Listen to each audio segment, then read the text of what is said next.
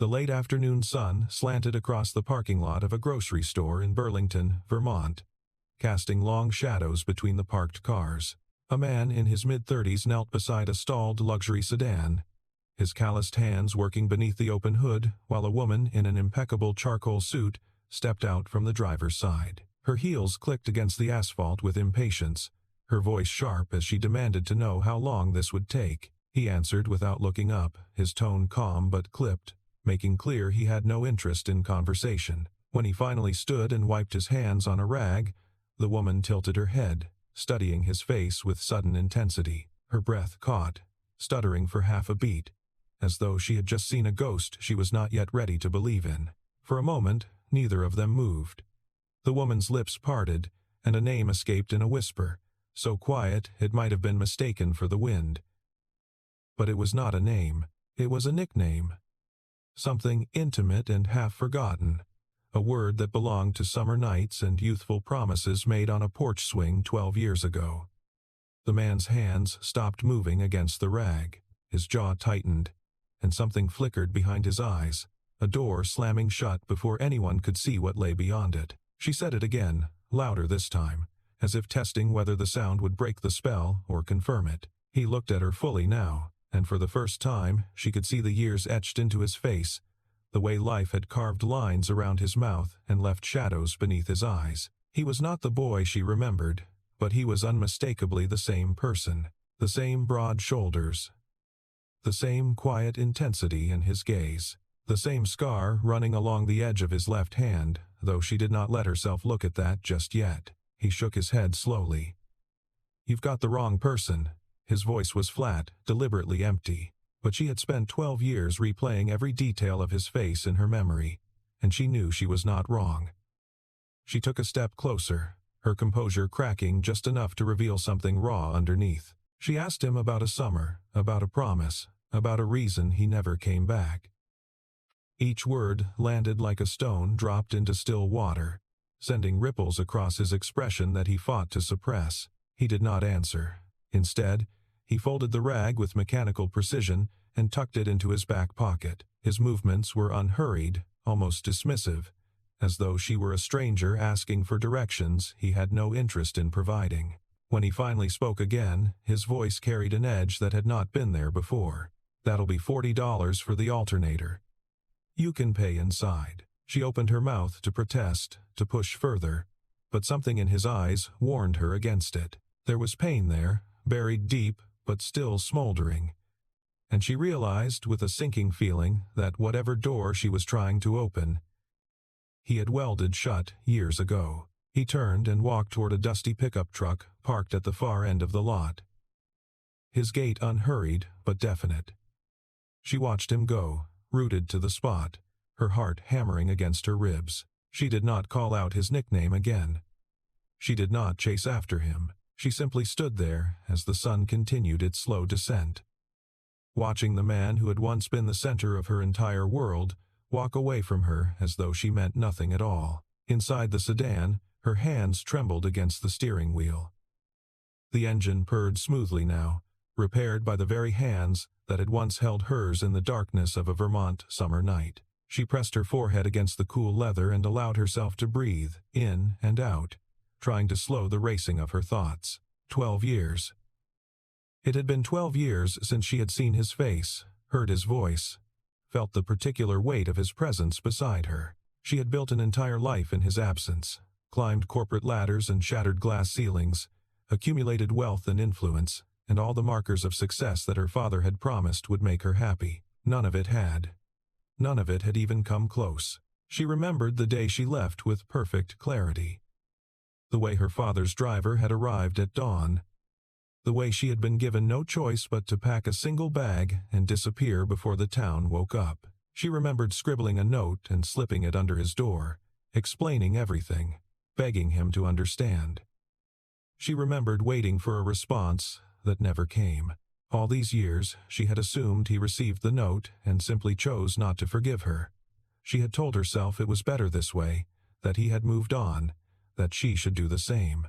But now, seeing the coldness in his eyes, she understood something far more devastating. He had no idea why she left. He thought she had simply abandoned him without a word. The realization hit her like a physical blow. She gripped the steering wheel until her knuckles turned white, fighting back tears that she had not allowed herself to cry in over a decade. Everything she believed about their ending was wrong. Every assumption, every rationalization, every late-night justification she had used to ease her guilt, it was all built on a lie. Meanwhile, he drove through the darkening streets toward the small garage he owned on the edge of town. His daughter was waiting for him there, probably sitting on the counter with a coloring book, while his business partner kept an eye on her. The thought of her face, her gap-toothed smile, her absolute certainty that her father could fix anything, it was the only thing that kept him grounded when the rest of the world threatened to spin out of control. He pulled into the gravel lot and cut the engine, but he did not get out immediately. He sat in the silence of the cab, staring at the scar on his left hand. It had faded over the years, but he could still trace its path from memory, still feel the phantom pain of the accident that had left it there.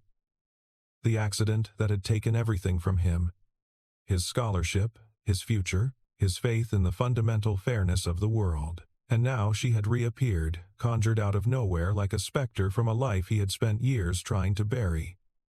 He did not know what game she was playing, and he did not want to find out. He had a daughter to raise, a business to run, a quiet existence that he had painstakingly rebuilt from the ashes of his former self.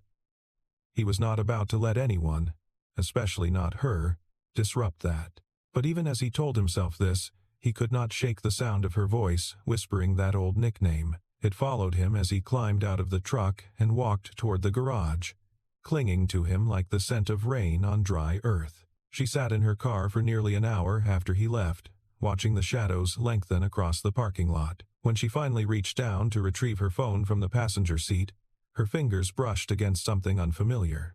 A small leather wallet, worn at the edges, lying on the floor mat where it must have fallen from his pocket when he leaned across to check her engine. She picked it up with trembling hands and opened it before she could stop herself.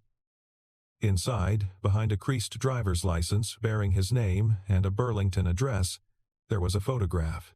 It showed him sitting on the steps of a modest porch, his arm wrapped around a little girl with honey-colored hair and his exact same eyes. The child was grinning at the camera with unguarded joy, and he was looking at her with an expression of such profound tenderness that it made something crack open in the center of her chest. He had a daughter. He had built a life without her, found happiness, or at least the semblance of it, become a father. She stared at the photograph until the details blurred, until she could no longer tell where her tears ended and the image began. All those years of wondering what became of him. And here was the answer clutched in her hands. He had survived. He had kept going. He had found something worth living for. The morning sun streamed through the open bay doors of his garage, illuminating dust motes that floated lazily in the warm air. He was underneath a vintage Ford, tracing a brake line with practiced fingers, when the conversation around him suddenly stopped. His partner cleared his throat in a way that carried a warning, and the two younger mechanics fell silent with almost comical abruptness. He slid out from beneath the car and looked toward the entrance. She stood framed against the morning light, her designer clothes a stark contrast to the grease-stained concrete floor. The wallet was in her hand, and she extended it toward him with a small, uncertain gesture that bore no resemblance to the imperious woman who had demanded repairs in a parking lot the day before. He got to his feet slowly, wiping his hands on his work shirt, his expression unreadable. The other men in the garage pretended to focus on their tasks, but he could feel their curiosity radiating like heat. He crossed the distance between them and took the wallet without a word, checking its contents with the methodical care of someone who had learned not to trust easily. She spoke before he could turn away. Her voice was softer now, stripped of the corporate sharpness that had characterized their first encounter. She told him she had found it in her car, that she thought he might be looking for it, that she was sorry to intrude on his workplace. Each word was careful, measured, as though she were navigating a minefield, and any wrong step could end in disaster. He thanked her with the same flat politeness he might offer a stranger returning a dropped glove. He made no move to continue the conversation, no gesture that might invite her to stay. But she did not leave. She stood her ground, her eyes searching his face for some crack in the armor, some sign that the connection they had once shared still existed beneath the surface. Then her gaze dropped to the wallet in his hands, and her voice softened even further. "You have a daughter now." It was not a question, but the words hung in the air between them with all the weight of one.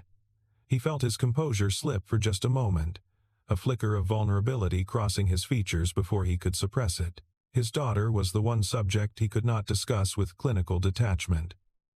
The one part of his life that remained untouched by the cynicism he had cultivated as a shield against further pain. He tucked the wallet into his back pocket and met her eyes.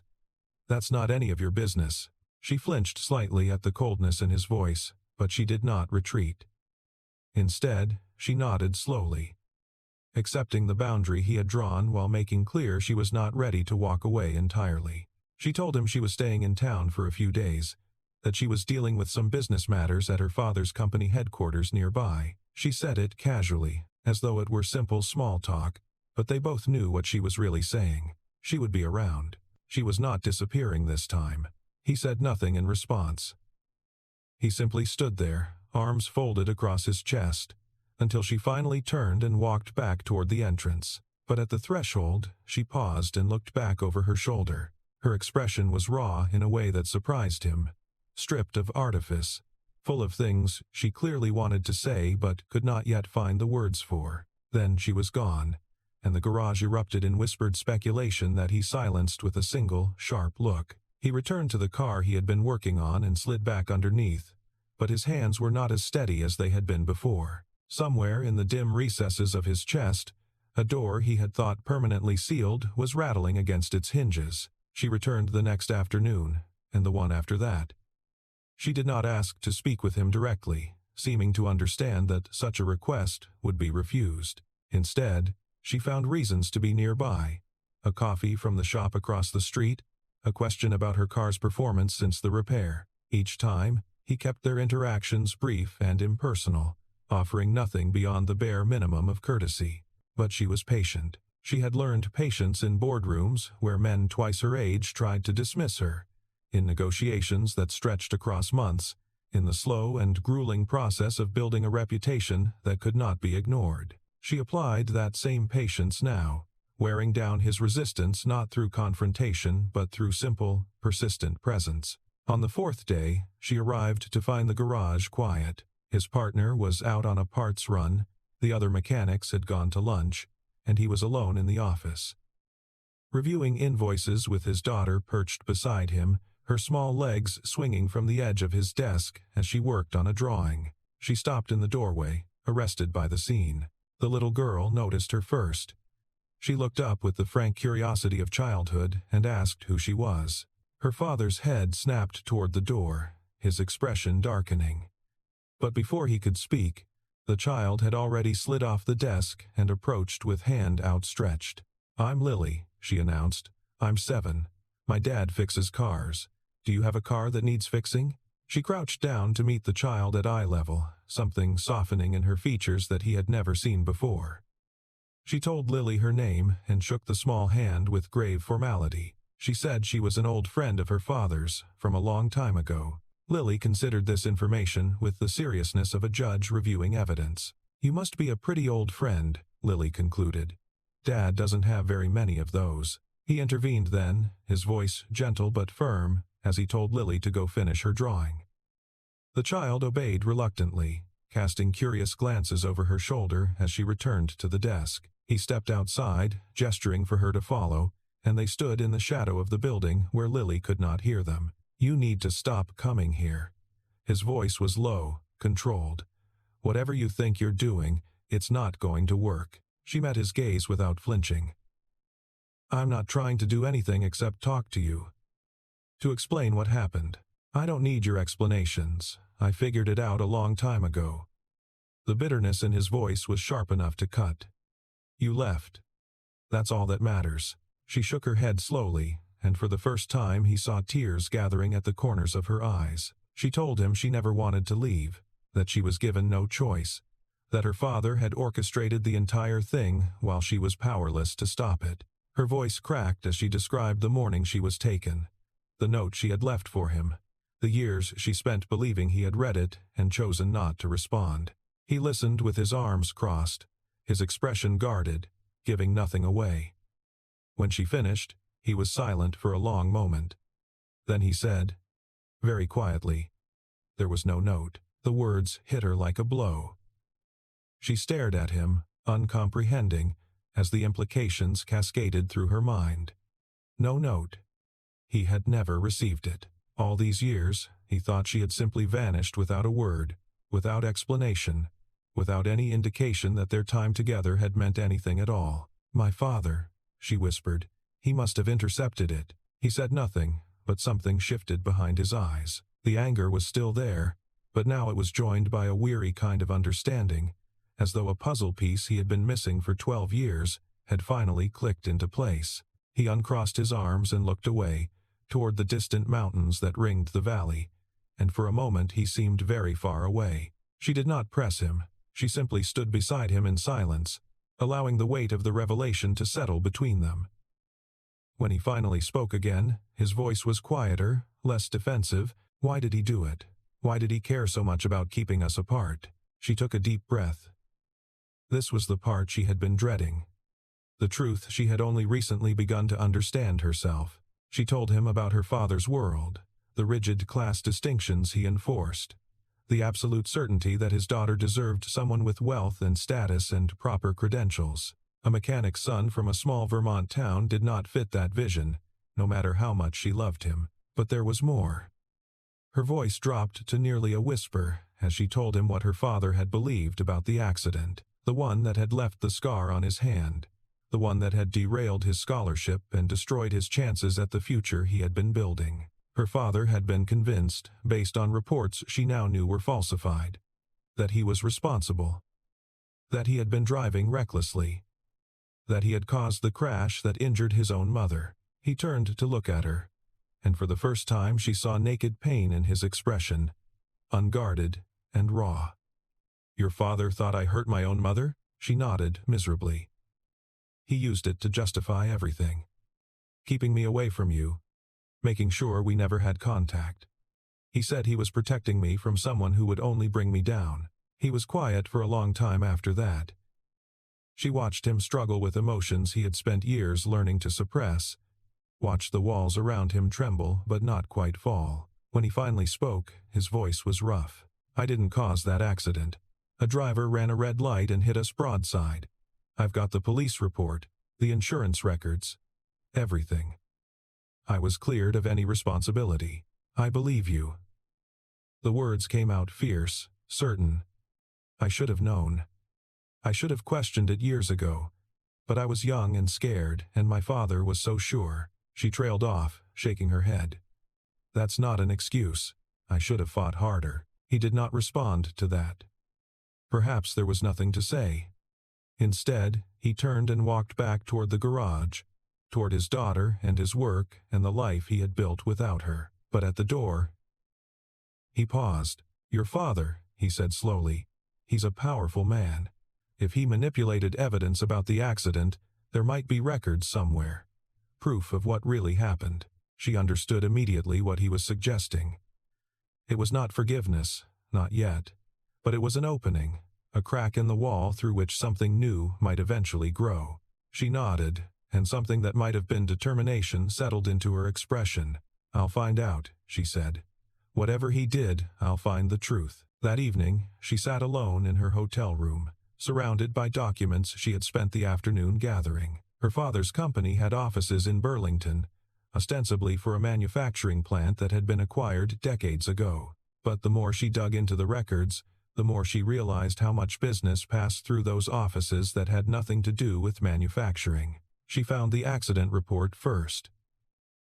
It was buried in a file that should have been purged years ago, a copy retained by someone who understood the value of keeping leverage on powerful people. The original report, she now saw, had been amended several times before its official filing. Witness statements had been revised, the timeline had been adjusted, and in the margins of one draft, in handwriting she recognized as belonging to her father's longtime attorney, there was a note. C. W. wants this handled quietly. The boy needs to be discredited. C. Christopher Wells. Her father. She felt sick as she continued reading.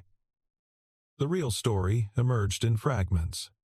A company driver, behind the wheel of a delivery truck, had run the light while rushing to meet a deadline. The truck had struck the car carrying her first love and his mother, leaving her with injuries that would take years to fully heal. The driver had been an employee of her father's company, operating a vehicle that had not been properly maintained. If the truth had come out, the liability would have been devastating, so her father had buried it. He had used his influence to shift blame onto a 17-year-old boy, destroying his scholarship prospects and his reputation in one calculated stroke. And when that same boy had the audacity to fall in love with his daughter, he had separated them with equal ruthlessness, intercepting letters and erasing any chance of reconciliation. She gathered the documents with trembling hands. Tomorrow, she would confront her father. But first, she needed to process the magnitude of what she had discovered. The man she had respected and feared and tried so desperately to please, he was a monster, and she had been his unwitting accomplice for far too long. The confrontation took place in her father's office at the Burlington facility, a room designed to intimidate with its floor-to-ceiling windows, and its walls lined with awards and photographs of handshakes with senators. He sat behind his massive desk, looking at her with the patient condescension of someone who had grown accustomed to winning every battle. She placed the documents in front of him without preamble. She watched his expression flicker as he recognized what they contained, watched him calculate how to spin this in his favor. But before he could speak, she told him exactly what she knew. The cover-up, the falsified reports, the systematic destruction of an innocent young man's future to protect corporate interests. Her father leaned back in his chair, his expression hardening. "You're making accusations you can't prove. Those documents could be forged, could be misinterpreted. Do you really want to go down this road?" She did not waver. "I've already gone down it. I've had the documents authenticated by independent experts. I've traced the timeline, talked to witnesses you thought you had silenced. Everything points to one conclusion. You destroyed his life to cover your company's negligence." For the first time in her memory, she saw fear flicker across her father's face. But it was quickly replaced by something harder, more desperate. He told her that going public with this would destroy them both, that she would lose her position, her inheritance, everything she had worked for. He warned her that she was throwing away her entire future for a man who meant nothing. She stood her ground. "He doesn't mean nothing, he never did, and I'm not going to let you keep hurting him just because you can." Her father's face contorted with rage. He told her she was being foolish, that she was letting emotion cloud her judgment, that she would regret this for the rest of her life. But beneath the anger, she could see something else. The dawning realization that for the first time, she was not going to back down. She walked out of his office without looking back. Her hands were shaking and her heart was pounding, but there was a clarity in her chest that she had not felt in years. She knew what she needed to do next. She found him that evening at his garage, alone again, bent over an engine with the focused concentration she remembered from years ago. He looked up as she approached, and something in his expression shifted when he saw her face. He straightened slowly, wiping his hands on a rag, waiting for her to speak. She told him everything. The documents she had found, the confrontation with her father, the full scope of what had been done to him and why. She did not try to soften it or make excuses. She simply laid out the truth, ugly and unvarnished, and let him process it in his own time. He was silent for a long while after she finished. She watched emotions chase across his face, shock, grief, anger, and finally something that looked almost like relief. He turned away from her, bracing his hands against the workbench, his shoulders tight with tension. "All these years," he said quietly, "I thought it was my fault. I thought I had somehow caused the accident, that everyone who blamed me was right. I carried that weight every single day." She moved closer, not quite touching him but close enough that he could feel her presence. "You were innocent. You were always innocent. And I'm so sorry it took me this long to prove it." He turned to face her, and she saw that his eyes were bright with unshed tears. But he was not crying from sadness. He was crying because something inside him, something that had been clenched tight for 12 years, was finally beginning to let go. He looked at her for a long moment, really looked at her, and she felt the weight of his gaze like a physical thing. He was searching for something in her face, some sign that would tell him whether he could trust what he was seeing, and she let him look. She had nothing left to hide. "Why did you do this?" His voice was rough. "You could have just walked away. Pretended you never saw me in that parking lot. It would have been easier." She shook her head slowly. "I've spent 12 years taking the easy way, telling myself that what happened was in the past, that there was nothing I could do to change it. But that was a lie. I could have fought for you back then, and I didn't.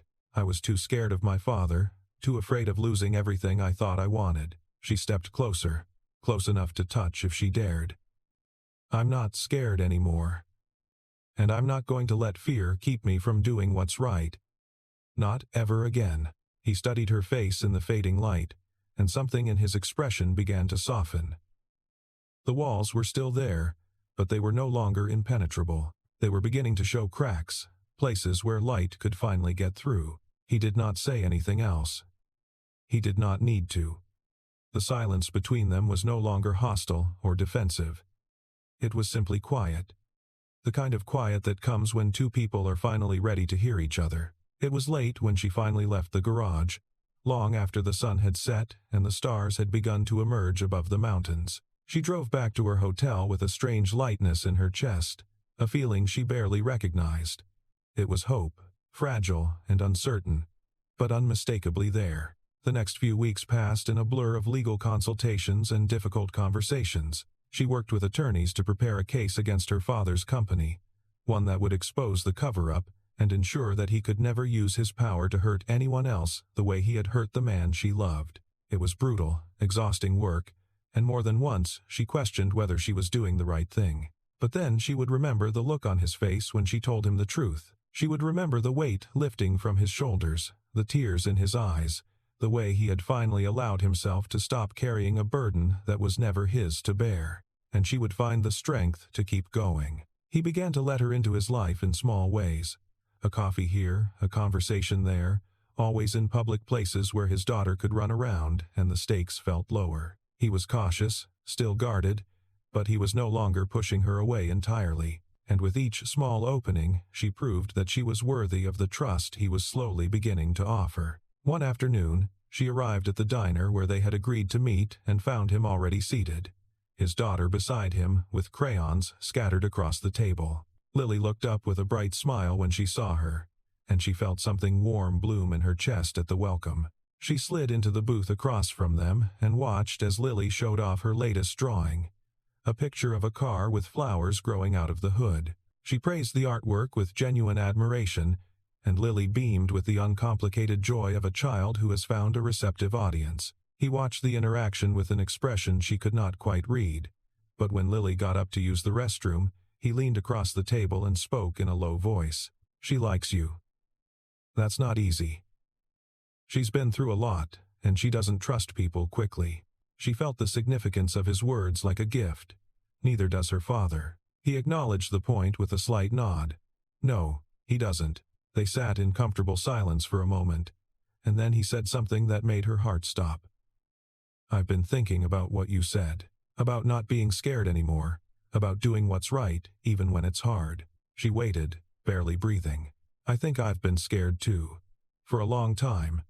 Scared of letting anyone in, scared of getting hurt again, scared of believing that good things could actually happen." He paused, his eyes meeting hers with an intensity that made her shiver. "But I'm tired of being scared.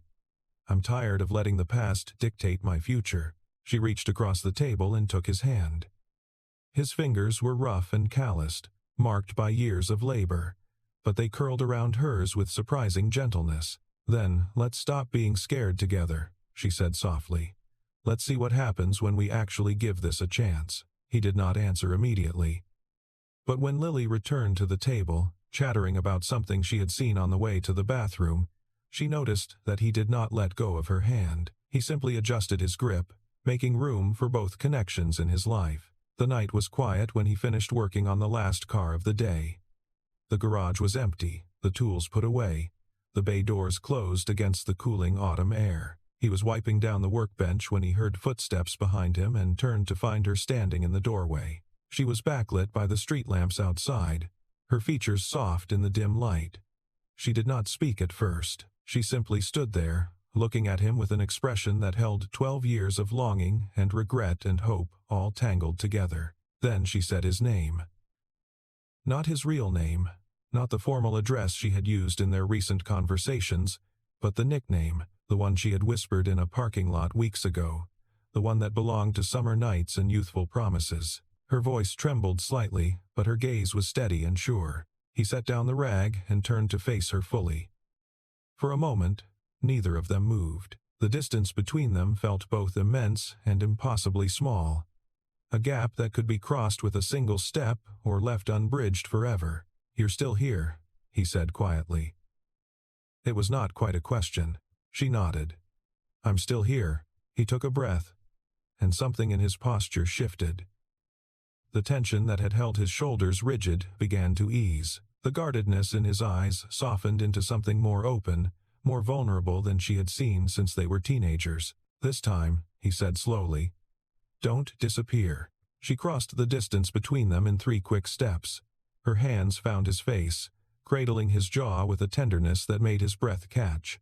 Her eyes were bright with tears, but she was smiling. "Never again," she said. He let out a long breath, and finally, the last of his walls came down. He pulled her into his arms and held her close, and she felt 12 years of loneliness and longing dissolve into something new, something that felt like hope, like healing, like the beginning of a story they had waited far too long to write. Outside, the stars wheeled slowly overhead, indifferent to the small miracles happening in the garage below. But, for the two people holding each other in the quiet of the night, the universe had never felt more precisely, perfectly aligned.